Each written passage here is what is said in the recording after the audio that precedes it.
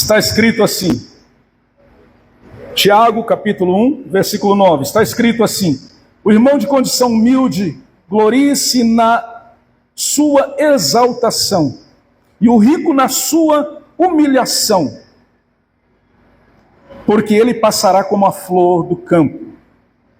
Porque o sol se levanta com seu calor ardente, a planta seca, a sua flor cai, e a formosura do seu aspecto desaparece. Assim também o rico murchará em seus caminhos. Vamos ler novamente? Vou ler novamente, fazer a leitura novamente, acompanha aí. Capítulo 1, versículo 9. O irmão de condição humilde glorie-se na sua exaltação, o rico na sua humilhação, porque ele passará como a flor do campo. Porque o sol se levanta com seu calor ardente, a planta seca e a sua flor cai, e a formosura do seu aspecto desaparece. Assim também o rico murchará em seus caminhos. Amém. Amém.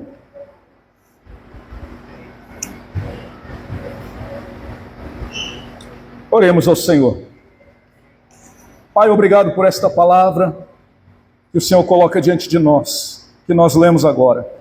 Pedimos ao Senhor que o Senhor venha abri-la diante dos nossos olhos, que o Senhor venha, por meio do Teu Espírito, fazer-nos compreender esta mensagem, a mensagem que o Senhor tem para os nossos corações nesta noite. O Teu Espírito, Senhor, ilumine o nosso entendimento, o entendimento de cada um dos Teus filhos aqui, e a despeito, Senhor, da minha incapacidade, das minhas limitações, que o Senhor esteja revelando a Tua vontade, que o Senhor esteja falando ao coração do Teu povo que aqui está. Fala ao nosso coração, Senhor. Revela a Tua vontade aos nossos corações. Somente se ouça, Senhor, a Tua voz nesta hora. Amém. Amém. Irmãos, a título de introdução, eu vou repetir aquilo que já disse em outra ocasião, que Tiago é um manual para a maturidade cristã. O livro de Tiago, a carta de Tiago, é um manual para a maturidade cristã, e é um livro de cosmovisão, que nos faz enxergar a vida a partir de um ponto de vista bíblico, a partir do ponto de vista de Deus, e consequentemente, isso nos leva a deixar de ver a vida a partir das lentes do pecado. Então, não se esqueça nunca disso. Quando você olhar para esta carta de Tiago, não se esqueça disso. Tiago é um livro de cosmovisão, é um manual para a maturidade cristã e é um livro de cosmovisão. O que é cosmovisão? É a visão que eu tenho de todas as coisas, a visão que eu tenho de mundo, da realidade, daquilo que está à minha volta. Tiago é um livro de cosmovisão. A intenção é realinhar a nossa visão com a visão de Deus, com a visão bíblica, para que nós possamos compreender a vontade de Deus para as nossas vidas e aplicá-la em nosso dia a dia. Consequentemente, isso nos levará a abandonar, a deixar de lado aquela vida, aquele modo de viver que nós tínhamos, olhando para a vida, olhando para o mundo a partir das lentes do pecado. Tá? Então, a intenção de Tiago é essa. O livro de Tiago, ele retrata esta intenção, ele esposa diante de nós esta intenção. Isso tem que estar bem claro diante do nosso entendimento. E olhando aqui para o nosso texto desta noite, versículo 9, nós temos aqui uma ligação com o tema das provações. O tema das provações foi apresentado no versículo de número 2, a partir do versículo de número 2, e ele é retomado no versículo 12. Note você que a gente leu o versículo 9, 10 e 11. Nós lemos alguns versículos que estão aí no meio. Tiago apresentou o tema das provações no versículo 2, e quando chega no versículo 12, ele retoma o tema das provações, e nós lemos aí alguns versículos que estão no meio. Ou seja, há uma ligação com o tema das provações, porque está no contexto, está inserido no mesmo contexto. E a pobreza, irmãos, não sei se você notou, mas nós lemos aí Tiago falando sobre o pobre e o rico. E a pobreza talvez seja a mais difícil provação pela qual aqueles leitores da carta de Tiago, a quem ele escreveu primeiramente, estavam passando, enfrentando. Talvez fosse uma das provações mais difíceis que eles estivessem enfrentando naqueles momentos. E Tiago escreve falando sobre isso. E talvez você pergunte, mas só por isso Tiago vem falar da pobreza? Não, da pobreza e da riqueza não.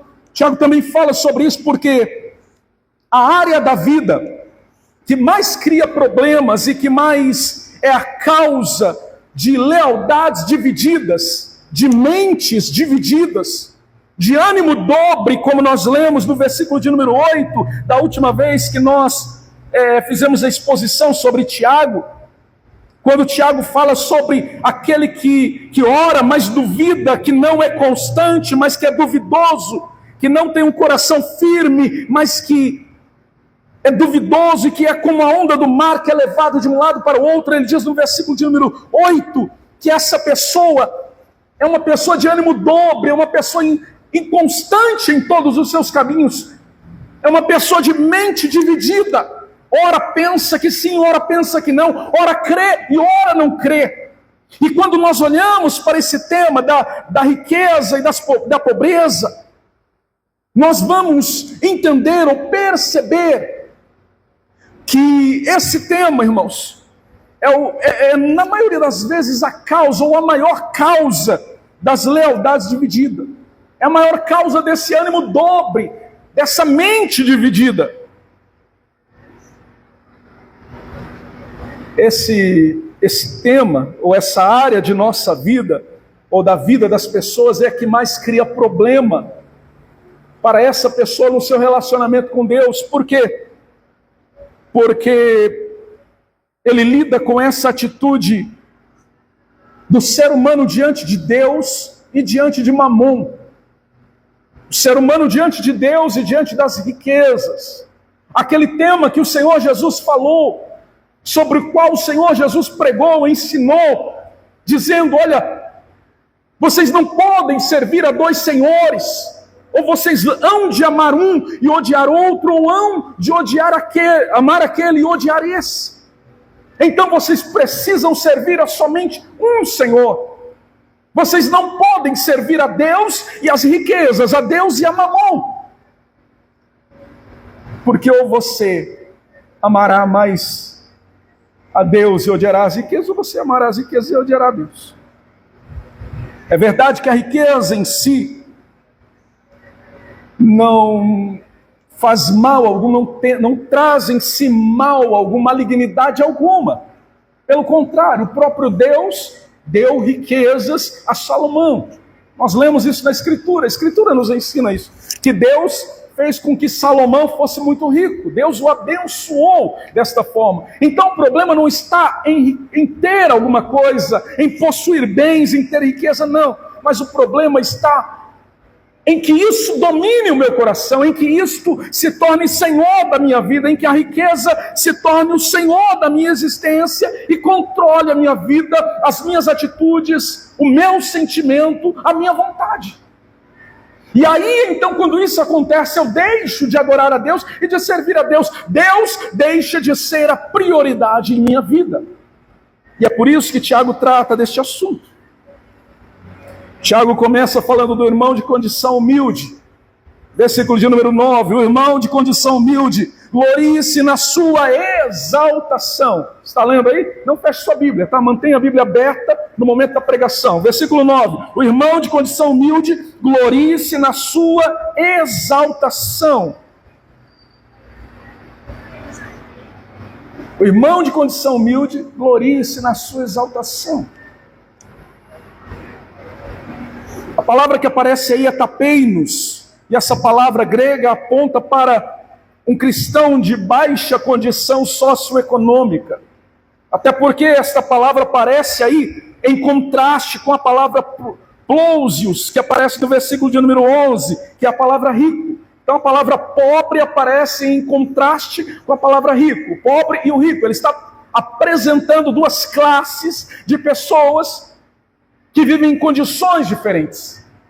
há um contraste entre as duas classes de pessoas, entre as duas condições de vida socioeconômica.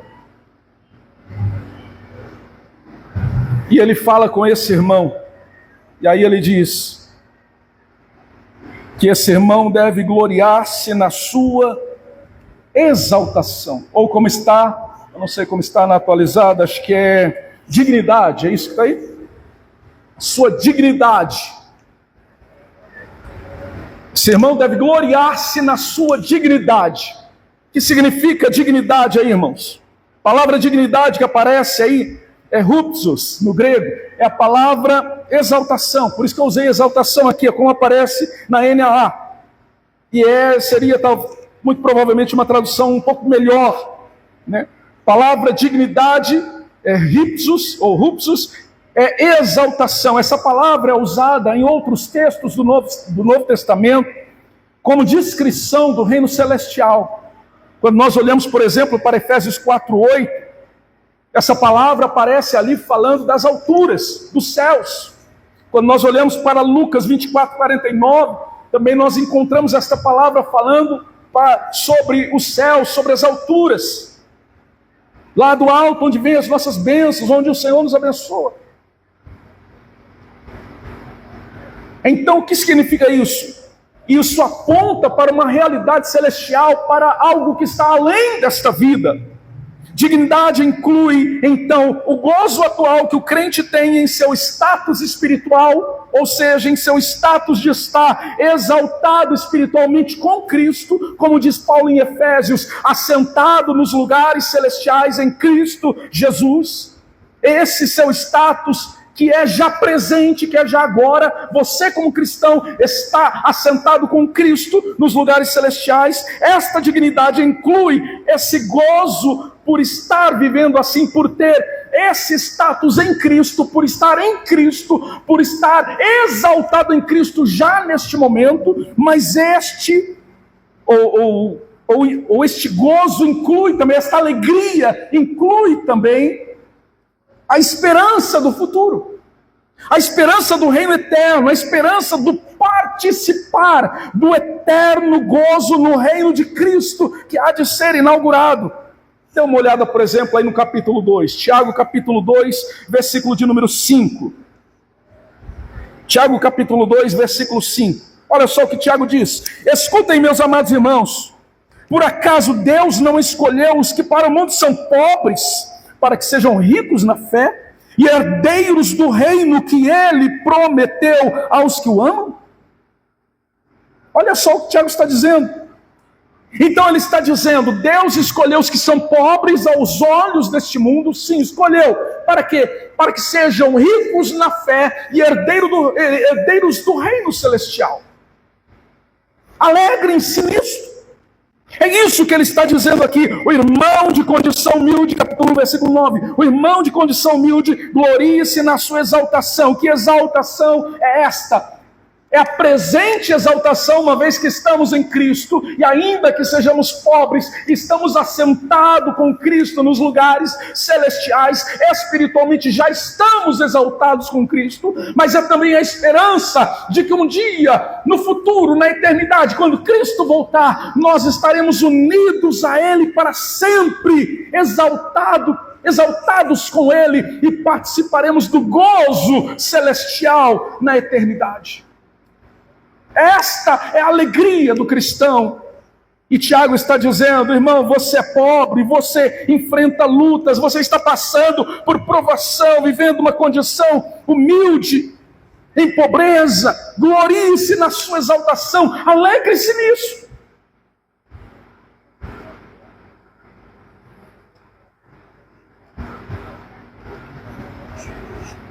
Essa semana eu conversava com um pastor amigo,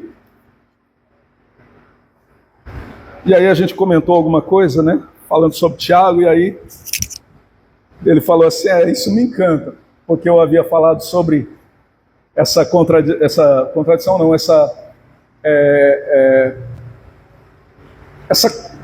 às vezes uma contraposição que Tiago faz. Ele apresenta como que um assunto e algo que parece ser contrário, mas Como ele disse aqui no versículo de número 2. Você vai estar passando por provação, irmão, alegre-se. Parece algo estranho, alegrar-se no sofrimento? Não, mas aí ele vai explicar. Alegre-se por causa do propósito que há por trás do sofrimento. Quando chega aqui no versículo 9, ele diz, você sofre com a pobreza, irmão, glorie-se, alegre-se, glorie-se na sua exaltação. Você é crente, você já está exaltado com Cristo, e quando Cristo vier, você vai gozar de todas as bênçãos celestiais, de tudo que tem de melhor na eternidade. Há um reino inteiro do qual você é herdeiro. Alegre-se nisso. Ou seja, aos olhos humanos, você tem razões para reclamar, para murmurar, mas do ponto de vista de Deus, aos olhos de Deus, do ponto de vista bíblico, a razão que você tem é de alegrar-se em Deus, é de glorificar a Deus, ainda que vivendo em meio a provações e tentações, ainda que vivendo em meio à pobreza. E aí Tiago continua. E aí no versículo de número 10 ele fala do rico. O rico glorie-se na sua humilhação. O irmão de condição, versículo 9, o irmão de condição humilde, glorie-se na sua exaltação. O rico, glorie-se na sua humilhação, porque ele passará como a flor do campo. E aqui, Tiago de novo, né, com essas invertidas dele, né? Glorie-se na sua humilhação. Como que alguém pode se gloriar na humilhação? Como que alguém pode se gloriar na humilhação? Como que alguém pode se alegrar na humilhação? Mas é exatamente isso que ele diz aí. O rico glorie-se na sua humilhação. O rico, assim como o pobre, irmãos, Tiago está dizendo, o rico, assim como o pobre, deve olhar para além das circunstâncias da vida, para além das circunstâncias materiais e físicas, além das circunstâncias eternas, ele deve olhar em direção aos valores espirituais e interiores. Se ele é cristão, ele tem que olhar para além daquilo que está diante dos olhos e contemplar o reino celestial e contemplar a realidade do que os olhos não podem ver. Então, o que significa glorie-se na sua humilhação? Ou na sua insignificância, talvez esteja aí na sua versão. Primeiro ele apresenta uma razão.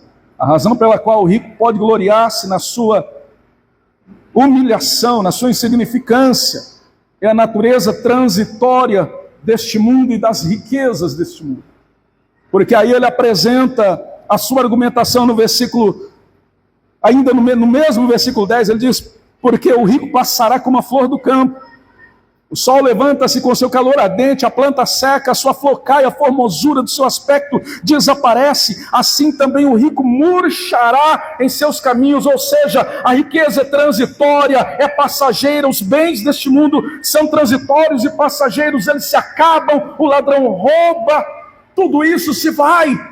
Ninguém pode levar isso para além desta vida. Então esta é a razão pela qual o cristão que é rico, que possui bens, não deve gloriar-se nos bens, mas deve gloriar-se na sua insignificância, na sua humilhação. Mas o que é esta insignificância na qual o cristão deve se gloriar? Ou o cristão que tem posses, o cristão rico deve gloriar-se?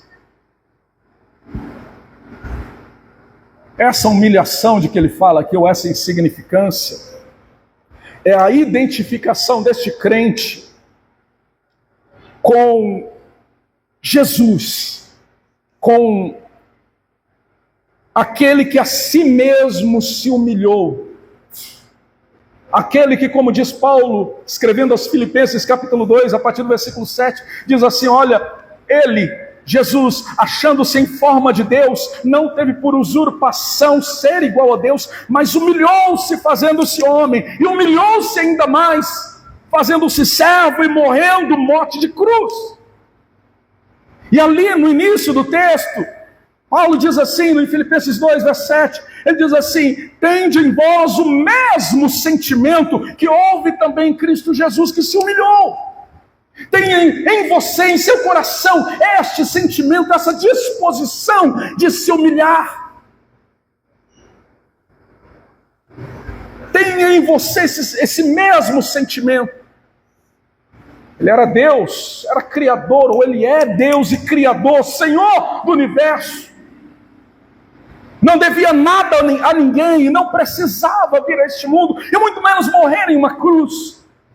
Não tinha por que se tornar homem como nós, viver em um corpo limitado, quando Ele, desde a eternidade, sempre foi infinito e limitado, mas Ele decidiu. Ele assim quis. Ele, achando-se em forma de Deus, humilhou-se, limitando-se a um corpo humano, fazendo-se homem. E humilhou-se ainda mais, morrendo morte de cruz. Tende em vós o mesmo sentimento. Tiago está falando a mesma coisa aqui. Tiago está dizendo, o rico, glorie-se na sua humilhação, glorie-se na sua insignificância. O que é esta insignificância? O que é essa humilhação? É a sua identificação com o Cristo da cruz, é a sua identificação com aquele que a si mesmo se humilhou, é a sua identificação com o homem de dores, com aquele que foi desprezado, humilhado, é a identificação desse cristão com aquele que foi pendurado na cruz, humilhado diante de todos. Nas palavras do Senhor Jesus em Mateus 23, verso 12, quem a si mesmo se humilhar, será exaltado. Aquele que a si mesmo se humilhar, será exaltado. Então, irmãos, a única base em que o pobre e o rico devem colocar a sua confiança, a única base em que o pobre e o rico podem colocar a sua confiança é na sua identificação com Cristo. Aquele que já está humilhado neste mundo, que é pobre, que não tem nada nesta vida, deve alegrar-se pelo fato de que ele está identificado com Cristo e exaltado com Cristo, e será ainda exaltado por ocasião da vinda do Senhor. E aquele que tem bens neste mundo, que tem uma posição, um status neste mundo, uma posição de glória neste mundo, ele deve alegrar-se na sua identificação com Cristo da cruz. O pobre se alegra na sua identificação com Cristo exaltado à mais elevada posição do universo. E o rico alegra-se na sua identificação com o homem de dores, desprezado, o mais rejeitado entre os homens. Os dois precisam olhar para as suas vidas a partir de uma perspectiva celestial e não a partir da perspectiva terrena. Os dois precisam olhar para a sua própria vida, não a partir daquilo que está diante dos olhos, não simplesmente vendo as circunstâncias ou aquilo que acontece em sua vida, aquilo que tem ou que não tem, mas devem olhar para a sua própria vida a partir da perspectiva de Deus, da perspectiva da palavra de Deus, da perspectiva celestial, da sua identificação com o Cristo exaltado e com o Cristo humilhado. A figura de uma flor murchando que Tiago apresenta, irmãos, era uma figura familiar. Está aí no versículo ainda no versículo 10, ele diz, o rico passará como a flor do campo, e no versículo 11 ele diz, porque o sol se levanta com seu calor ardente, e a planta seca, a sua flor cai, a formosura do seu aspecto desaparece. Essa figura de uma flor murchando é familiar aos leitores do Oriente, daquele Oriente Médio onde eles estavam, onde eles viviam. Aquele povo, irmãos, anualmente viam as primeiras flores da primavera se secarem, e se secarem de repente, debaixo do calor impiedoso do sol. Então esta era uma linguagem que eles conheciam, com a qual eles estavam familiarizados, era algo que eles estavam acostumados a ver. E Tiago diz, é assim que acontece com aquele que está colocando a sua confiança nos bens passageiros desta vida. É assim que acontece. Como a flor, ele murcha. Como a flor, ele seca e cai. A sua formosura, a sua bela aparência e o seu aspecto desaparece. Assim também o rico murchará em seus caminhos. O motivo, irmãos, desta comparação botânica é explicitamente resumido nesse texto. O rico murchará em todos os seus caminhos. E aqui eu quero falar sobre essa palavra, caminhos. O rico murchará em seus caminhos. A palavra que aparece aqui não é a melhor tradução da palavra grega, poreia. A palavra que está traduzida aí na nossa Bíblia por caminhos, não é a melhor tradução. À luz de Tiago 4,13, onde esta palavra aparece de novo, a palavra provavelmente, irmão, significa uma viagem de negócios em busca de lucro. Vamos ler lá Tiago 4, verso 13. Só virar a página, capítulo 4, versículo 13. Olha só o que está escrito. Escutem agora, vocês que dizem, hoje ou amanhã iremos para a cidade tal e lá passaremos um ano, faremos negócios e teremos lucros. A mesma palavra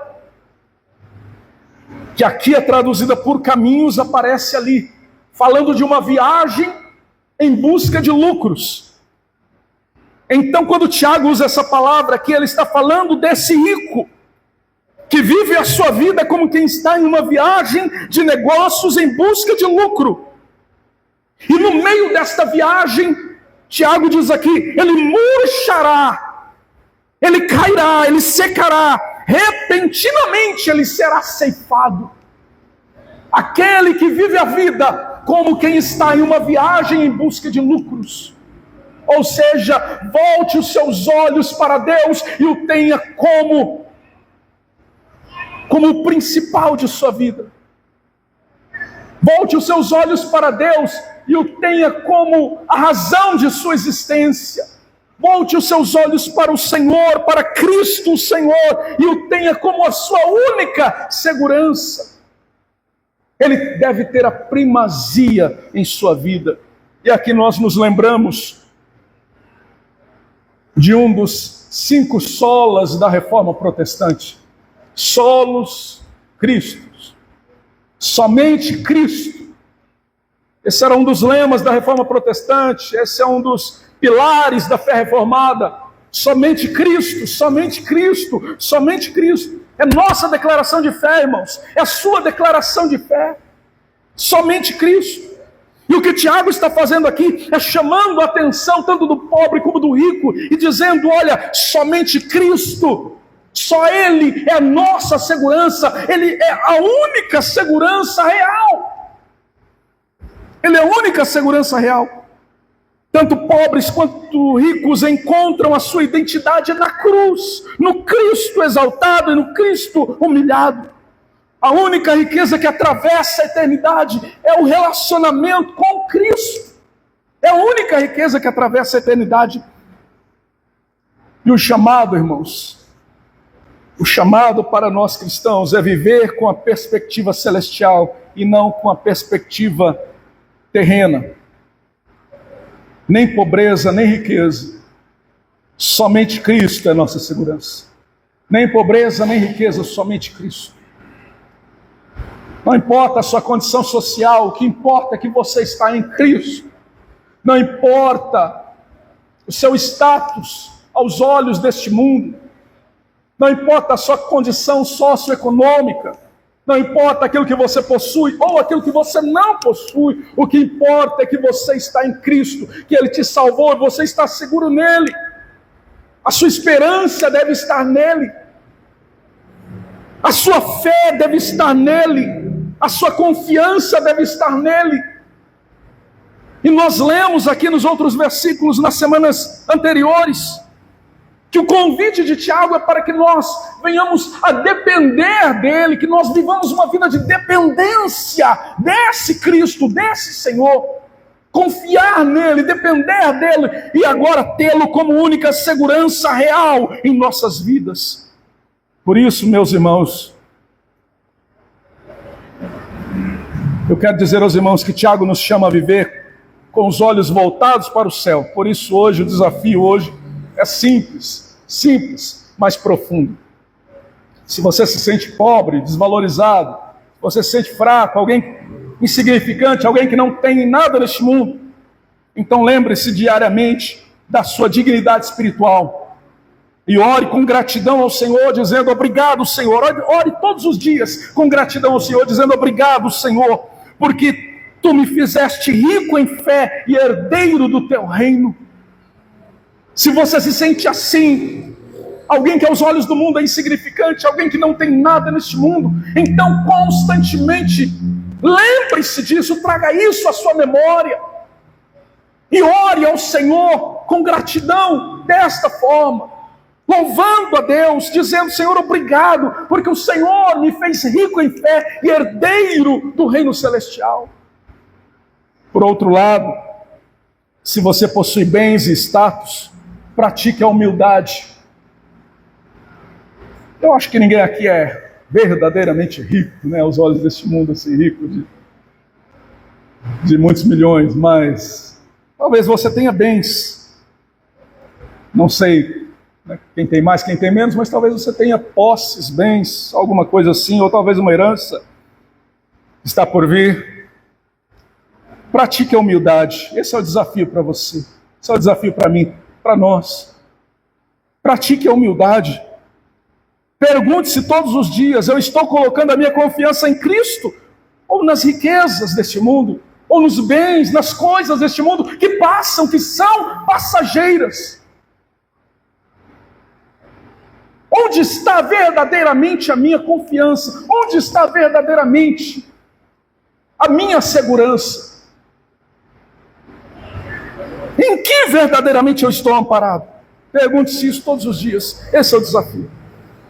E todos nós, irmãos, independentemente da condição, somos convidados a viver como cidadãos do céu, colocando a nossa segurança somente em Cristo, olhando não a partir daquilo que está diante dos nossos olhos, olhando para a nossa vida e para aquilo que somos, temos e para aquilo que vivemos, para a nossa realidade, a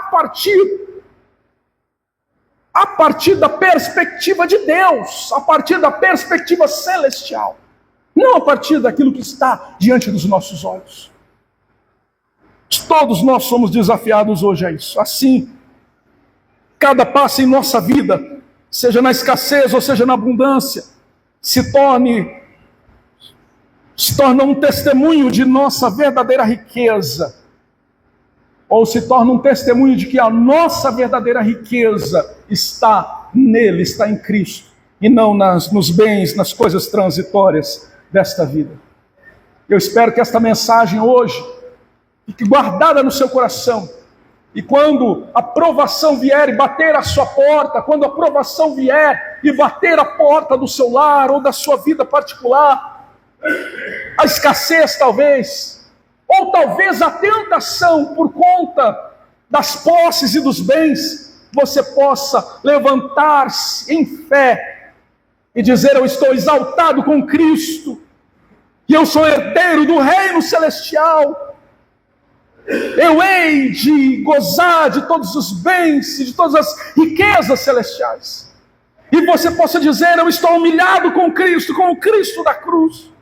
Assim como ele foi humilhado na cruz, eu estou identificado com ele na cruz.